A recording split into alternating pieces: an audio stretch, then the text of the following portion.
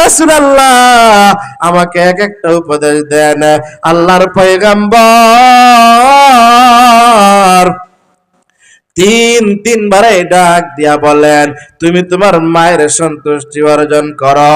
এই দুইটা ঘটনার দ্বারা বোঝা যায় সমাজের মধ্যে, জমিনের মধ্যে সন্তানের কাছে আব্বা আম্মার দাম আছে না নাই? আব্বা আম্মার দাম আছে না নাই? অবশ্যই আছে।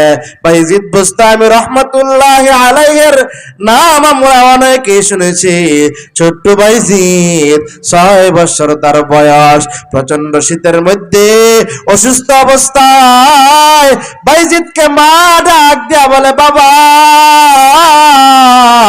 আমার একটু পানি পিপাসা লাগছে, আমার জন্য একটু পানি ব্যবস্থা করবানি। ইতিহাস প্রমাণ করে তৎকালীন সময়ে ঘরের মধ্যে পানির ব্যবস্থা ছিল না, বাড়ির মধ্যে পানির ব্যবস্থা ছিল না, মহল্লার মধ্যে পানির ব্যবস্থা ছিল না, পাড়ার মধ্যে পানির ব্যবস্থা ছিল না, গ্রামের মধ্যে পানির ব্যবস্থা ছিল না। খাবার পানির জন্য একটু দূরে যেতে হইতো। কিতাবের মধ্যে আসছে বাইজিদ বুস্তামি রহমাতুল্লাহি আলাইহি পানি আনতে যায়, পানি নিয়ে এসে দেখে মা ঘুমাই গেছে।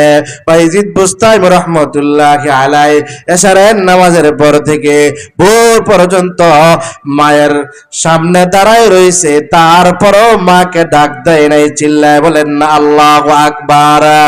ভোরের আজানের সময়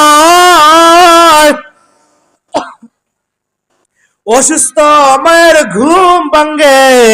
ঘুম ভাঙ্গার পরে দেখে 6 বছরের বালক, কলেজার টুকরা সন্তান আমার সামনে দাঁড়ানো। ডাক দেয়া বলে, আব্বা জান তুমি কি ঘুমাও নাই? বলে, না মা আমি তো ঘুমাই নাই গো মা। কি জন্য ঘুমাও নাই? বলে, আম্মা জান আপনি তো সন্ধ্যাবেলা পানি চাইছিলেন, আমি পানি আইনা দেখি আপনি ঘুমিয়ে গেছেন। ও আম্মা জান আমি আপনাকে আপনার সামনে দাঁড়াই রইলাম, কোন সময় জানে আপনার পানির প্রয়োজন হয়। মা আবার ডাক দিয়া বলে, কলিজার টুকরা সন্তান আমার, তুমি তো আমার 7 রাজার দরে বাবা। আমি 10 মাস 10 দিন পেটে নিয়ে তোমাকে আমি কত কষ্ট করেছি। তুমি আমার মানিক, তুমি আমার সোনা, তুমি আমার কলেজার টুকরার সন্তান, তুমি কি মাকে ডাক দিবা না? ছোট্ট ভাই যে ডাক দিয়া বলে, আম্মা যা